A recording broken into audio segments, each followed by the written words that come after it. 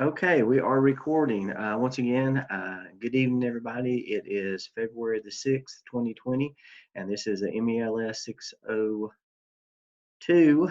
About forgot there for a second, 602 clinical code session. So this evening on the agenda, what I had on the schedule was just APTL 1 and 2, and there is at least one item I want to address on that, and then Blackboard overview, kind of how to submit things for review and also grading. But from what I've seen, I've been getting a lot of your tasks have already been submitted. So I think you guys are remembering that pretty well on how to what that process is. And as far as that goes, you just upload your document into the task for review. Then we'll give some feedback, and if necessary, you can make some revisions when we get it in good shape. Then you just upload it to the Dropbox for that particular task within the APTL, and you get a grade. And we'll just, just like we did last semester, we'll go through each particular task, and then when all the tasks are done, we will have them combined. I'll look at the whole document. We'll turn it in, take a look at it, and then we will get it ready for task stream. I hope you've been enjoying your class with Dr. Burgess and Dr. Neal, and things are going well there. So at this point in time, I'm just going to open it up for any questions.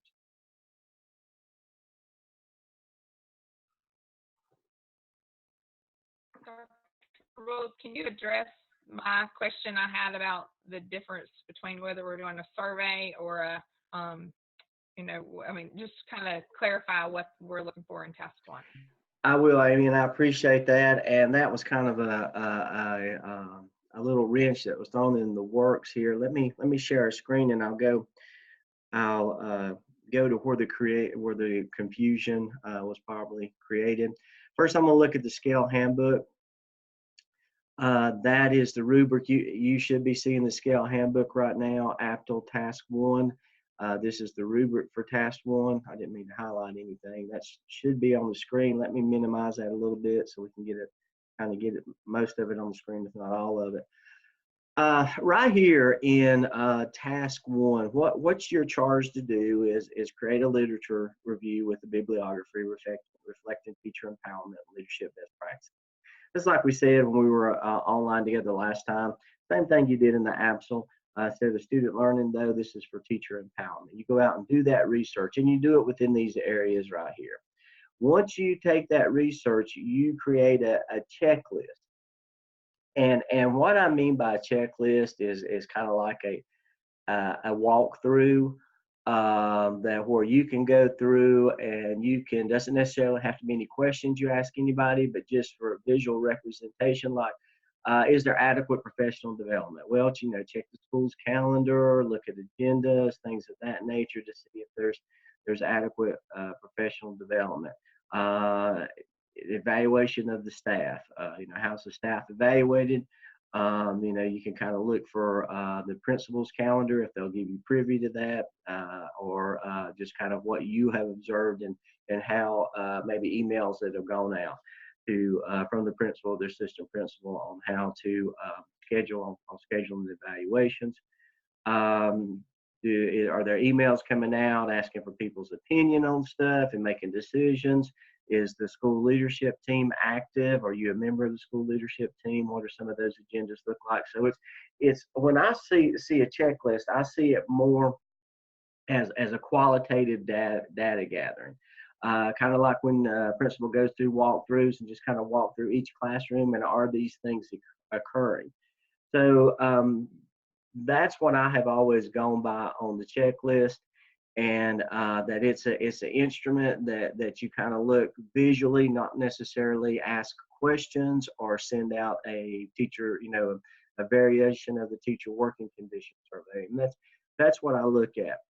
Now, where the confusion started is we got a document to put in all of your hands, and the APTL helpful hints. Let me pull that up.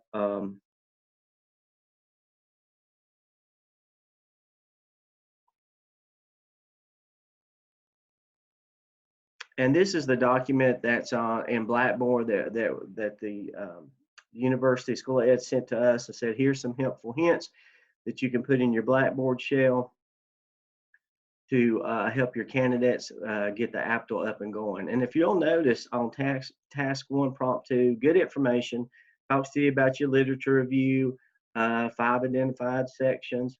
And then here on task 2, it says checklist and survey. So then it leads off with the survey and how to do the survey.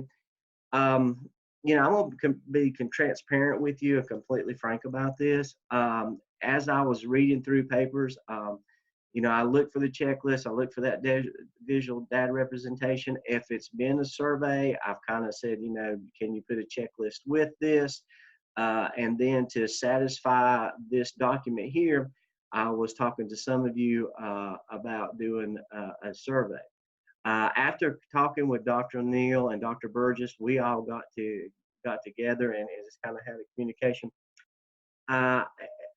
This is my 13th year, which you know that, at Gardner-Webb, and that's the first time any mention of a survey has ever come up regarding this task. I feel like a checklist is appropriate. If you want to do a survey, I wish we would replace that and maybe put a slash or. You can. If you feel like, and I guess that's what the intent of this was, if you feel like a checklist isn't enough to gauge that teacher empowerment because maybe some candidates are wanting to get some the views from the teachers at their school, wanted to kind of get some responses from them, ask them verbally about some of this stuff, and that's okay. A survey does not have to be on there. What I'm looking for, and I'm going to go back to the rubric. I know the screen share paused. Hold on just a moment. Let me pull that. I'm going to go back to the rubric and kind of go back to my default, and that's what I'm looking for at this point for a checklist. Now, granted, I have read some candidates' papers, and a survey would benefit more than the checklist. The checklist maybe doesn't really cover enough as it should, and a survey would benefit that particular candidate. So I'm glad you brought it up, Amy, and I'm glad you asked for that clarification because it caused a conversation to happen between your course instructor and myself, and we're going to go at that point right there. So does that help? I mean, the helpful hint is not an official Gardner-Webb document. I think that might have been something that one of the full-time professors may have developed to help their students, and somebody thought it was a good idea, wanted to share it with all of us. And it is a great document, it does get you rolling, but when it deviates, if you'll allow me to say that, from the checklist, it does cause a little bit of confusion. That does help. So in task 2, is there a survey? In task 2, whoops.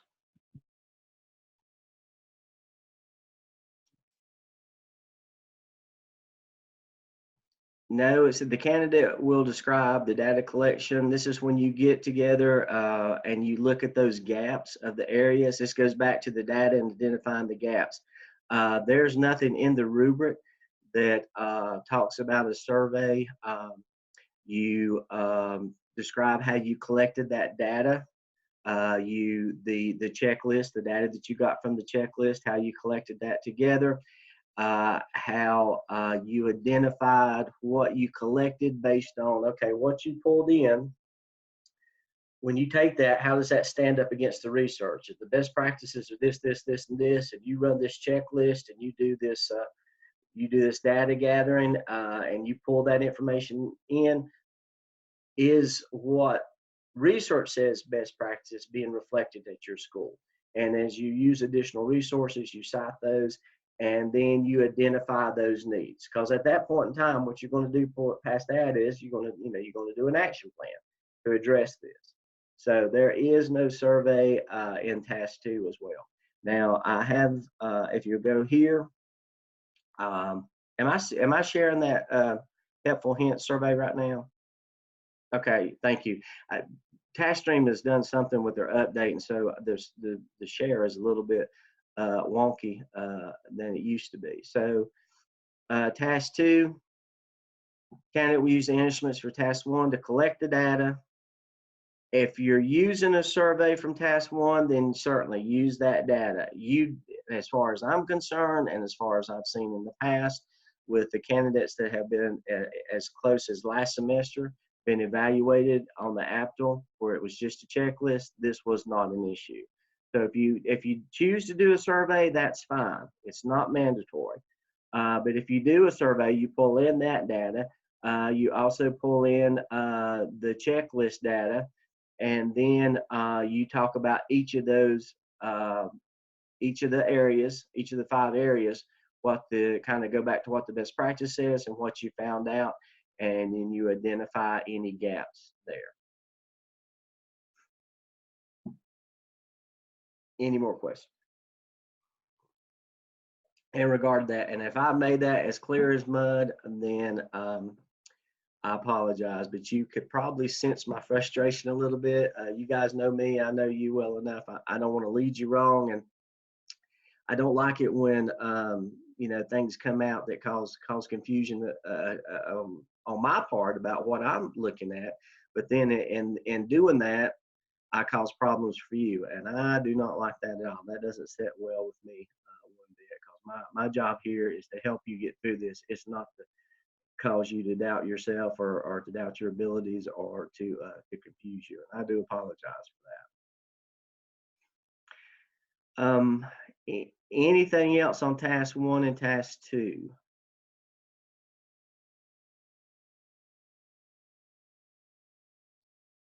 Okay. You know, just to kind of go back, let me do a new share here.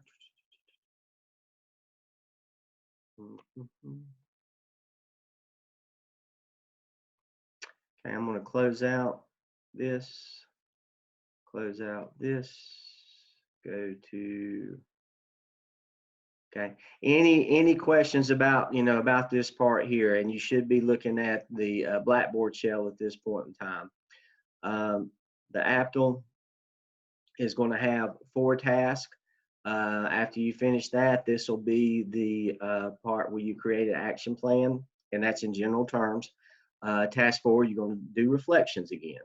So then you'll be reflecting on the competencies that you experienced within the APTL. And once you get task 1 in good shape, and task 2 and task 4 and task 5, and or not 5 but 4 and so on, I'll give you a grade here. Then we'll do the final evidence narrative.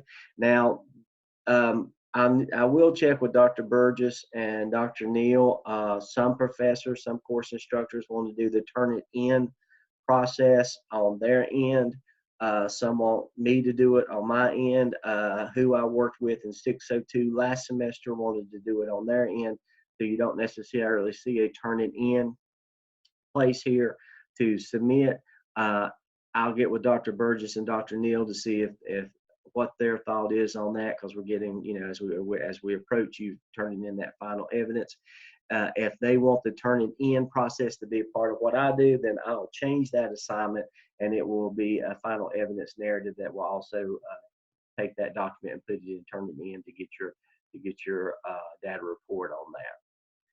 If you had Dr. Church last semester, then you're familiar with the turn it in, the final evidence narrative being a turn it in. If you had Dr. Todd last semester, then you're familiar with the course instructor, you submitting your document to them for turn it in analysis. So I'll find out what Dr. Neal and Dr. Burgess wants to do, and that's where we'll go from there.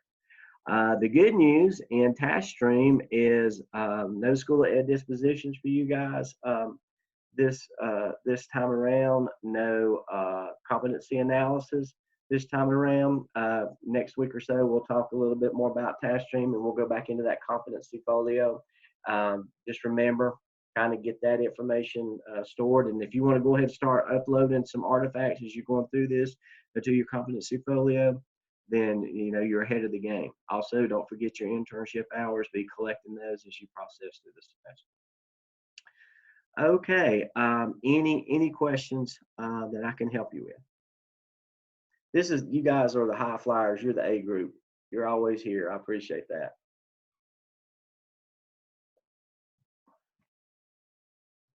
And not to say that those who aren't here aren't part of the A group. With the rain coming down, I don't know if a lot of people's out of power, internet connection may be down, or people just may be dealing with some stuff. So I don't want to appear like I'm not aware of that situation. I hope everybody stays safe and all is well. Tomorrow's supposed to be partly sunny here where I'm at, so hopefully it'll start drying things out. Okay, any comments, concerns, questions that I can help you guys with?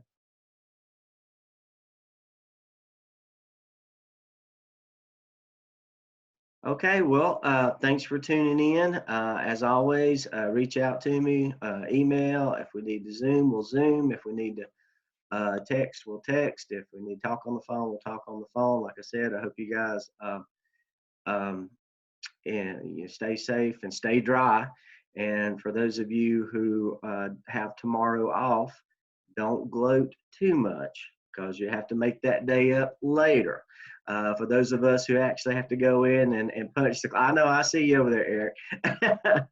For those of us who actually have to go in tomorrow and punch the clock, just think of it as a day that you don't have to make up. But either way, everybody stay happy and healthy and have a great weekend. And we'll see you next time. Thank you, everybody.